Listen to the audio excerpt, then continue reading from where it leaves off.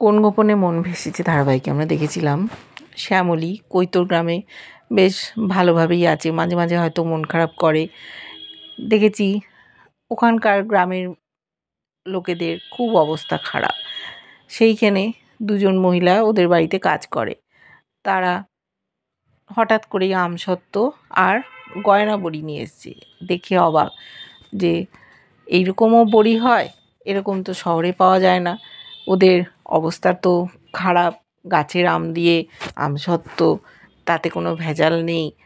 তখন শ্যামলী বলল যে এই সব জিনিসগুলো যদি শহরের লোক পায় তাহলে ব্যবসা করা যাবে। বলছি ব্যবসা, আমাদের এখানে তো সবাই যে যার বাড়িতেই তৈরি করে, নিজেরাই খাওয়া দাওয়া হয়। বললো এইগুলো নিয়েই আমি কাজ শুরু করব। এত গ্রামের অভাব, বলছে তুমি ব্যবসা করবে? বললো হ্যাঁ, আমরা মেয়েরা মিলেই ব্যবসাটা শুরু করব, একটা কোম্পানি খুলব। তখন আরেকজন আছে বিনতি, সে বলছে আমাদের কোম্পানি হবে, আগে তো আমরা কোম্পানিতে কাজ করতাম। শ্যামলী বললো হ্যাঁ, আমাদের আলাদা একটা কোম্পানি হবে, কী নাম রাখা হবে? দিমা বলছে যে পথ দেখায় এরকম একটা নাম দিবি, পথের যেন শেষ না হয়। তখন শ্যামলী আকাশের দিকে তাকিয়ে আছে, একটা তারা দেখছে, শুকতারা। বলল যে ওই যে শুকতারা, শুকতারা দিনের বেলায় ওঠে, রাতেও থেকে যায়, সেই পথ দেখায়। বিনতিও বলল ওই তারাটাকেই আমি তো তাকিয়ে থাকি দেখি। বললো তাহলে আমাদের কোম্পানির নাম হবে শুকতারা। দিম্মা খুব খুশি হয়েছে। ওরা যে যার জিনিস দিয়ে কোম্পানিটা শুরু করছে। যা গয়না পরা ছিল শ্যামলী সমস্ত স্বর্ণকারকে দিয়ে কিছু টাকা পেল। বিনতির একটা ভাঁড় ছিল, খুচরো কিছু পয়সা। দিম্মার আলমারিতে আজে খাজে টাকা ছিল, সেই টাকা এনে দিল। আরেকজন আছে, সেও কিছু টাকা দিল। এইভাবে ওরা ধীরে ধীরে একটা কোম্পানি খুললো, নিজেরাই বানাতে থাকলো নানান রকম বড়ি, আচার, আমসত্ত্ব। সেগুলো শহরে বিক্রি করতে পাঠালো। সব বিক্রি হয়ে যাচ্ছে, ওরা খুব খুশি। যা টাকা পয়সা হচ্ছে মহেশ্বরের পায়ে রাখছে। একটু একটু করে ওদের কাজ বাড়ছে। বলেছে দোকানে আবার দিয়ে আসতে। এদিকে দেখেছি মন্দার যাবে দুবাই, কাজ পেয়েছে। রোহিণী ছাড়তে চাইছিল না, কিন্তু ও কাজ করে দাঁড়াতে চায়। অনিকেত ওকে আর রোহিণীকে নিয়ে এয়ারপোর্টের দিকে গেছে, কিছুতেই ছাড়তে চাইছে না।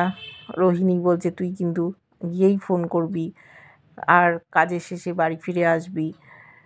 মন্দারকে চিন্তা করতে বারণ করছে। অনিকেতও বলছে যে তুই ওকে ছেড়ে দে, ফ্লাইটের সময় হয়ে যাচ্ছে। মন্দার ফ্লাইটে করে বেরিয়ে গেল। এটা যে অরুণাভ ভৌমিকের একটা চাল ছিল ওরা বুঝতে পারল না। দেখেছি অজ্ঞান হয়ে পড়ে আছে মন্দার। সেখানে আরও কটা ছেলেপুলে রয়েছে। ডন টাইপের একজন লোক তার সাঙ্গপাঙ্গ নিয়ে এসছে। মন্দার কিছুই বুঝতে পারছে না, কোথায় এলো না এলো। হঠাৎ করে ওর মুখের মধ্যে এক কাপ গরম চা ঢেলে দিয়েছে। হুড়মুড়িয়ে উঠেছে, বলছে এই কি, এরকম কেন করছেন আপনারা? ব্যাগ দেখছে ফাঁকা, পাসপোর্ট নেই, ফোন নেই, কোথায় গেল? কেন আপনারা আমার সাথে এরকম করছেন? আমি তো এখানে কাজ করতে এসেছিলাম। বলছে চুপ করে থাক, ওকে মারধর করছে। ও বলছে আমাকে ধরে আনা।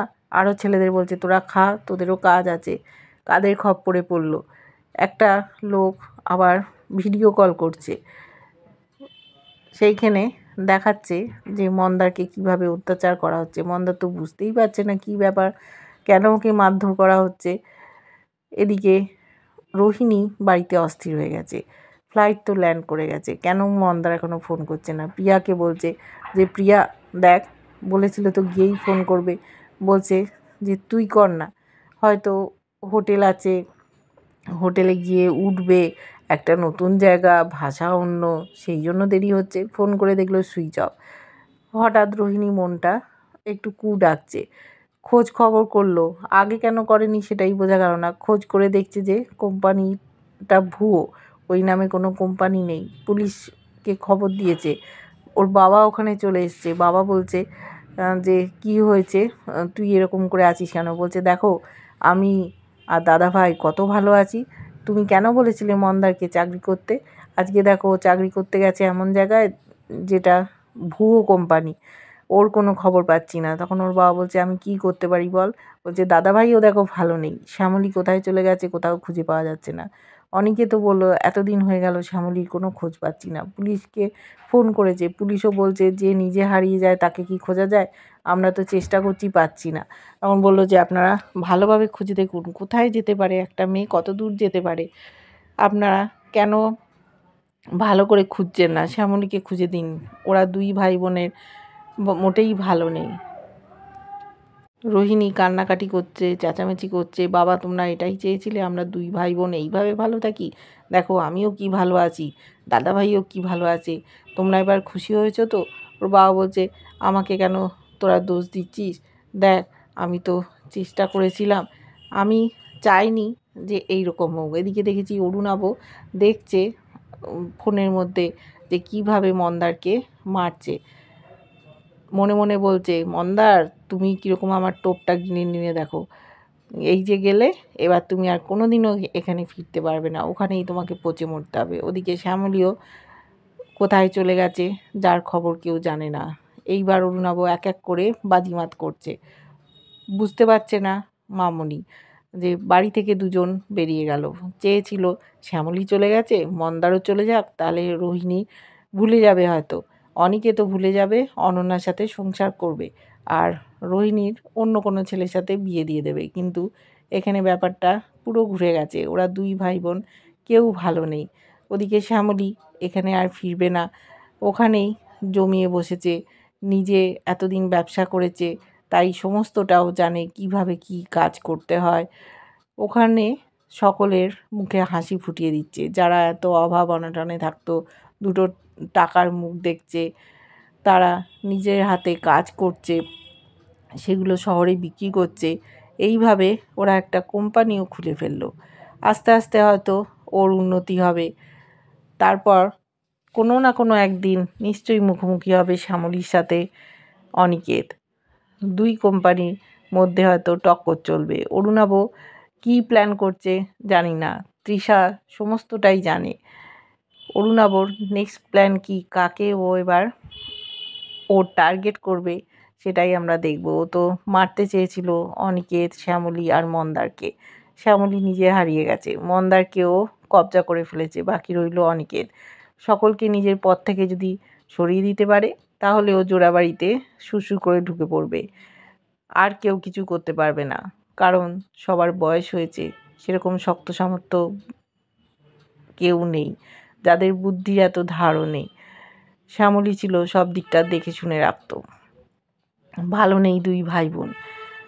প্রিয়া অনেক বোঝাচ্ছে রোহিণীকে, রোহিণী কান্নাকাটি করছে, সে কিছুতেই শুনতে চাইছে না, কেন এত বড় ক্ষতি করে দিল ওর, ও একজনকে ভালোবেসেছিল, সেই ছেলেটা ওকে ঠকিয়ে দিয়েছিল, তারপর মন্দারকে খুঁজে পেয়েছিল, মন্দারকেও প্রাণ দিয়ে ভালোবাসে, মন্দারও ওকে ভালোবাসে, অনেক করে মন্দারকেও কাছে পেয়েছিল, সেই মন্দারও হারিয়ে গেল, কি করে রোহিণী খুঁজবে? রোহিণী বলছে প্রিয়াকে, আমি তাহলে চলে যাই, আমি গিয়ে ওকে খুঁজে নিয়ে আসবো, শ্যামলীও এখানে নেই, শ্যামলী যদি থাকতো আকাশ পাতাল ও যেখান থেকে হোক মন্দারকে খুঁজে বের করে আনতো। ওর বাবাকে বলছে পুলিশ কিছুতেই পারবে না, আমাকেই হয়তো যেতে হবে, কি করব এবার তুমি বলো। ওর বাবাও অস্থির হয়ে গেছে, মেয়েকে বোঝানোর চেষ্টা করছে, মেয়ে বুঝতে চাইছে না কেন ওর বাবা এইরকম করে দূরে ঠেলে দিল মন্দারকে, কাজ করতে বলল, এখানেই তো দিব্যি কাজ করছিল ওদের কোম্পানির হয়ে, সেইটা হলেই তো হয়ে যেত, কিন্তু ওকে যেতে হলো অনেক দূরে, আপ্রাণ চেষ্টা করেই চাকরিটা পেয়েছিল, খেয়াল রেখেছিল অরুণাব, তাই ওকে সহজেই কাজ করতে পেরেছে অরুণাব। এবার কি হবে? মন্দার কি করবে? ওখান থেকে কি পালিয়ে আসতে পারবে? ও তো গুন্ডা ছিল, আগে কত লোককে কত কি করেছে, লড়াই করেছে, সমস্ত কিছুই ও জানে, ওদের হাত থেকে ও পালাতে পারবে না। যদিও পাসপোর্ট ভিসা ওরা কেড়ে নিয়ে নিয়েছে, ফোনও নিয়ে নিয়েছে, একটা বিদেশে গেছে, সেখান থেকে এমনি এমনি ও কিছুতেই ফিরতে পারবে না, অনেক বিপদ আপদ ঝড় ঝঞ্ঝা অপেক্ষা করছে, হয়তো হয়তো রোহিণী যাবে, শ্যামলী তো নেই, রোহিণী একা হয়ে গেছে, শ্যামলী থাকলে কোনো চিন্তা ছিল না। কী হবে মন্দারের, দেখতে থাকবো আমরা। কেমন লাগছে নতুন নতুন আপডেট অবশ্যই লাইক কমেন্ট করে জানিও, ভালো লাগলে চ্যানেলটা সাবস্ক্রাইব করে পাশে থেকো, আর যারা ফেসবুক পেজ থেকে দেখছো ফলো করে সাথে থাকার অনুরোধ রইল।